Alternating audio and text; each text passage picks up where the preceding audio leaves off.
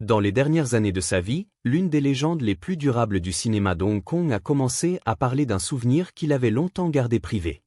Vous avez offensé ma famille et vous avez offensé le temple Shaolin. Chiche Qian, connu de millions de personnes sous le nom du redoutable Han dans Opération Dragon, ne réfléchissait pas à une rivalité, mais à une révélation. Il parlait de Bruce Lee non comme d'un adversaire, mais comme d'un jeune homme poussé au-delà des limites humaines, dont l'énergie semblait à la fois électrique et fragile. Avant sa mort, Chiche Qian s'est ouvert sur Bruce Lee d'une manière qui a laissé tout le monde sans voix, mettant fin à des décennies de silence sur ce qui s'était réellement passé entre les deux hommes qui ont défini le cinéma d'arts martiaux. L'homme que Bruce ne pouvait vaincre. Quand le public a vu Bruce Lee affronter Han dans Opération Dragon, peu réalisait qu'en coulisses, Bruce vouait un profond respect à l'homme qui jouait son ultime adversaire à l'écran. Chiche Qian, acteur vétéran et artiste martial à vie, n'était pas juste un autre costard. Pour Bruce, il représentait une génération entièrement différente, un pont vers le monde traditionnel qui avait façonné son père, indirectement, lui-même. Il y a une histoire qui a circulé discrètement pendant des années, une que Chiche Qian lui-même confirmerait plus tard dans des interviews. Pendant le tournage, Bruce et Qian ont partagé un moment d'échange spontané. Ce n'était ni chorégraphié, ni un concours d'ego. Cela a commencé comme un échange de mouvements, juste deux maîtres testant le timing et les réflexes. À un moment, Qian a esquivé une feinte de Bruce et a porté une frappe de paume contrôlée qui a effleuré le visage de Bruce, faisant perler un soupçon de sang. Le moment a passé en quelques secondes, mais la réaction de Bruce a tout dit. Il a souri, hoché la tête et qualifié la technique de Qian de tranchante. Des années plus tard, quand on lui a demandé à propos de cette rencontre, Qian l'a minimisé avec sa modestie caractéristique, mais sa formulation portait un poids discret. Bruce ne pouvait vaincre l'expérience, a-t-il dit avec un léger rire. Pour lui, l'échange n'était pas une question de puissance. C'était une question de perspective.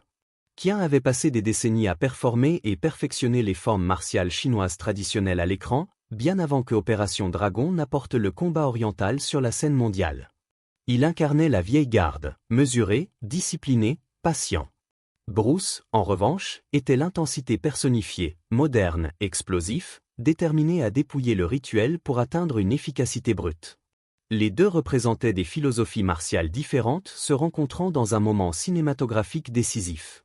Leur échange n'a jamais été filmé, mais son symbolisme a perduré. Pour Qian, il ne s'agissait pas de porter un coup. Il s'agissait de démontrer que l'âge et le calme possédaient encore une forme d'invincibilité que la jeunesse et la vitesse ne pourraient jamais reproduire. En ce sens, Bruce n'a pas perdu l'échange. Il en a appris. Et Qian, qui vivrait presque jusqu'à 100 ans, semblait incarner la longévité même que Bruce sentait lui échapper. Comme Qian l'a réfléchi plus tard, ce que Bruce ne pouvait jamais vaincre n'était pas un autre combattant, mais le temps lui-même. Et derrière l'objectif d'Opération Dragon, cette vérité se révélait déjà discrètement. Un choc des générations. La production d'Opération Dragon en 1973 a marqué un moment pivotal non seulement dans la carrière de Bruce Lee, mais dans l'évolution du cinéma d'arts martiaux. Pour Chiche Qian, qui avait déjà tourné dans plus de 100 films, c'était quelque chose de différent, une collaboration entre l'Est et l'Ouest, menée par un homme dont la présence semblait altérer l'air autour de lui. Qian a rappelé plus tard que Bruce était différent de quiconque avec qui il avait travaillé. Intense, efficace, et refusant de traiter l'industrie du cinéma comme une simple performance. Pour Bruce, chaque scène était une extension de sa philosophie, une opportunité d'exprimer la vérité à travers le mouvement. Qian décrivait souvent les habitudes de travail de Bruce avec des détails frappants. Chaque matin, avant que la plupart de l'équipe n'arrive, Bruce était vu en train de s'étirer à côté de sa voiture devant les portes du studio. Il assouplissait ses épaules, pratiquait des coups de pied en plein air, puis passait directement à des séquences d'entraînement avant même que le tournage de la journée ne commence. Contrairement à d'autres acteurs qui économisaient leur énergie pour la caméra, Bruce semblait ne faire aucune séparation entre préparation et performance. Il affinait constamment, testait constamment ses limites. Mais ce qui frappait le plus Qian, c'était comment l'intensité de Bruce venait avec un coup visible. En fin d'après-midi, Qian remarquait que l'éclat dans les yeux de Bruce commençait à s'estomper. Ses mouvements restaient précis, mais l'énergie derrière eux s'atténuait. Les maquilleurs appliquaient de la poudre fraîche pour masquer l'épuisement sous ses yeux, et Bruce s'appuyait discrètement en arrière dans le fauteuil, respirant profondément avant d'être rappelé sur le plateau. Qian, déjà dans la fin de la cinquantaine, observait avec inquiétude. Il avait enduré d'innombrables tournages longs auparavant. Pourtant, même lui pouvait sentir quelque chose d'inhabituel dans le rythme de Bruce, une urgence qui frôlait l'autopunition. Dans des interviews des années plus tard, Kian réfléchissait à ces moments avec un mélange d'admiration et de malaise. Il travaillait comme si les heures allaient s'épuiser, disait Kian. Même quand il aurait dû se reposer, il s'étirait, bougeait, planifiait. Pour Kian, Bruce n'était pas simplement un acteur dans la fleur de l'âge. C'était un homme courant contre une horloge invisible. L'écart générationnel entre eux était clair, mais jamais diviseur. Kian incarnait la sagesse de la retenue. Bruce incarnait la puissance du momentum. Pourtant sur le plateau, les deux trouvaient un équilibre tacite. Entre les prises, ils partageaient parfois du thé, échangeaient des techniques ou parlaient brièvement de philosophie. Pour les observateurs, c'était une rencontre de deux mondes, l'un ancré dans l'endurance, l'autre brûlant d'immédiateté. Chiche Kian n'essayait pas de ralentir Bruce. Peu aurait pu. Mais dans ses souvenirs ultérieurs, le ton de ses mots portait quelque chose de plus lourd que la nostalgie. Il avait observé un jeune homme s'efforçant à la perfection, inconscient ou peut-être refusant d'admettre que la perfection pourrait le consumer de l'intérieur. Le lien oncle-neveu.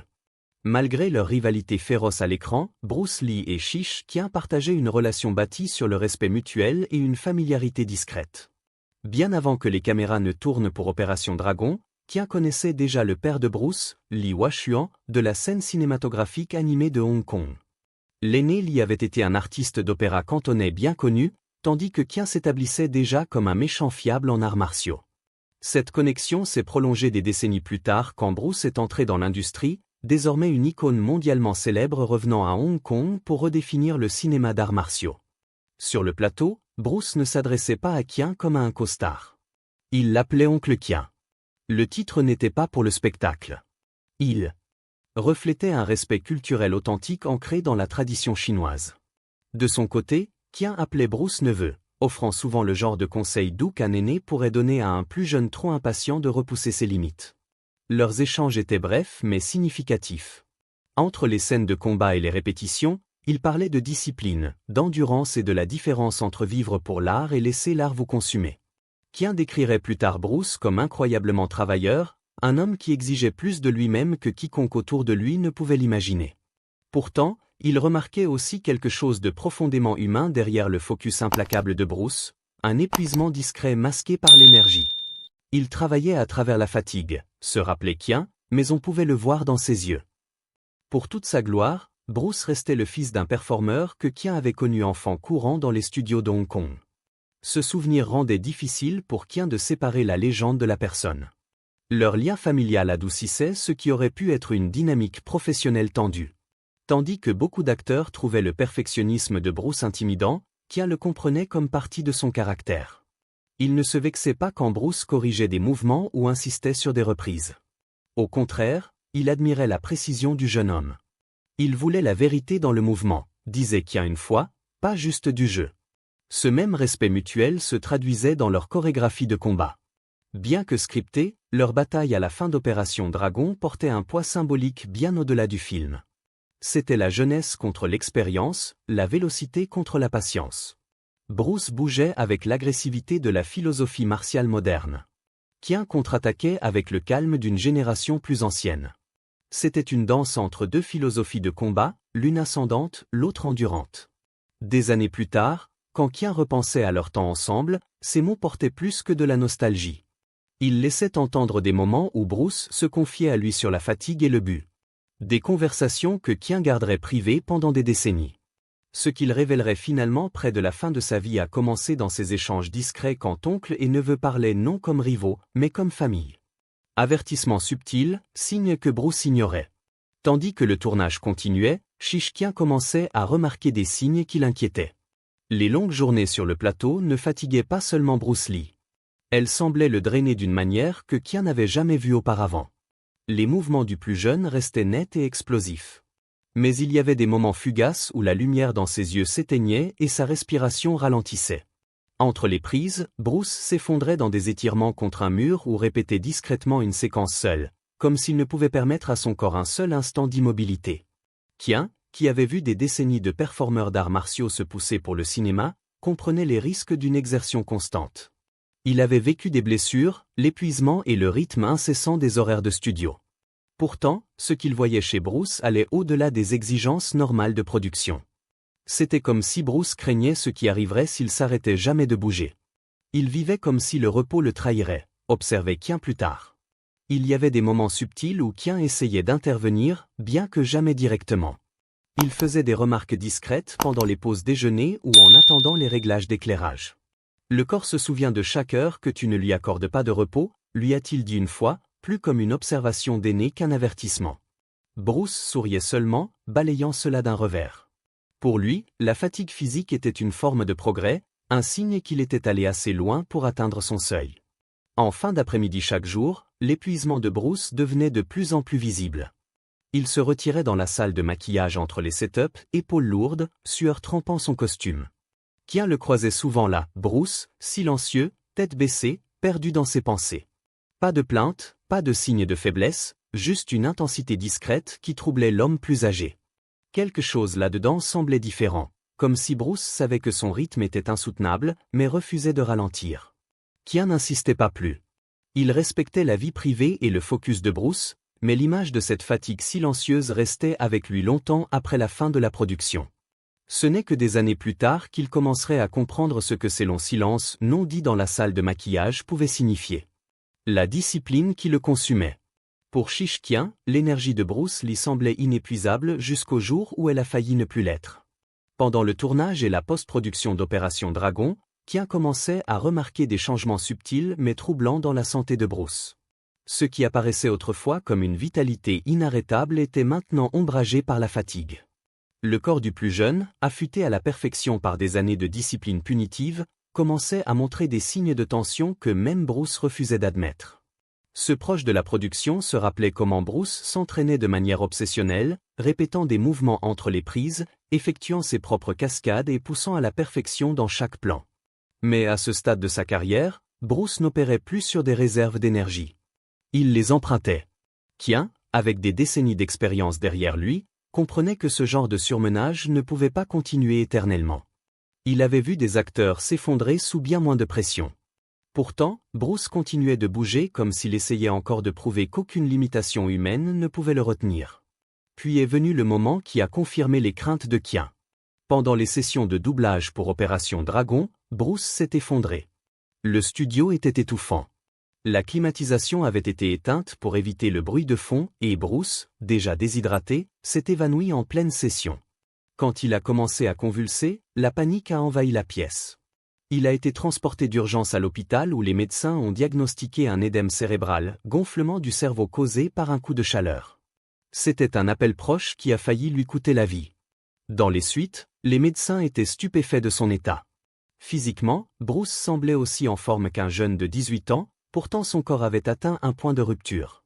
Qian a appris plus tard un détail qui expliquait l'incident. Bruce avait subi une chirurgie pour retirer ses glandes sudoripares sous les aisselles, une décision censée améliorer son apparence à l'écran, mais qui compromettait gravement sa capacité à réguler la température corporelle. Combiné à son entraînement implacable et au stress, c'était un mélange dangereux. Quand Bruce est revenu sur le plateau après s'être remis, Qian a remarqué un changement. Pas dans ses mouvements, mais dans ses yeux. Il y avait une quiétude derrière eux, un éclair de conscience que quelque chose avait bougé. Qian ne l'a pas pressé, mais il a offert un simple avertissement, repose-toi quand tu peux. Bruce a seulement souri, balayant cela avec sa confiance caractéristique.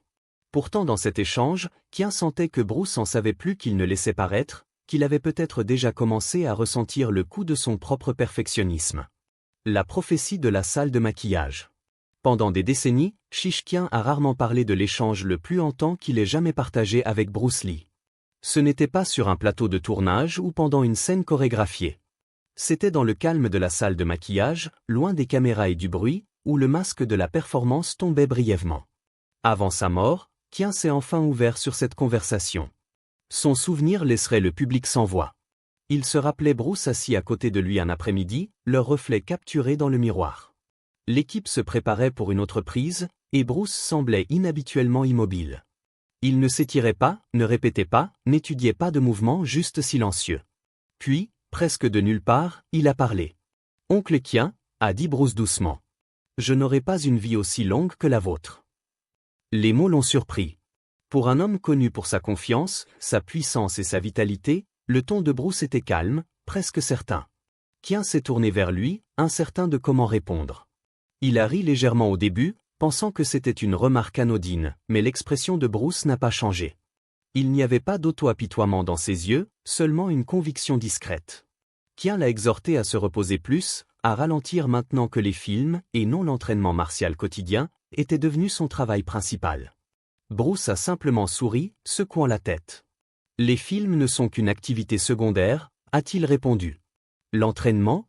C'est pour ça que je suis vraiment là. » Cette remarque a troublé Kien.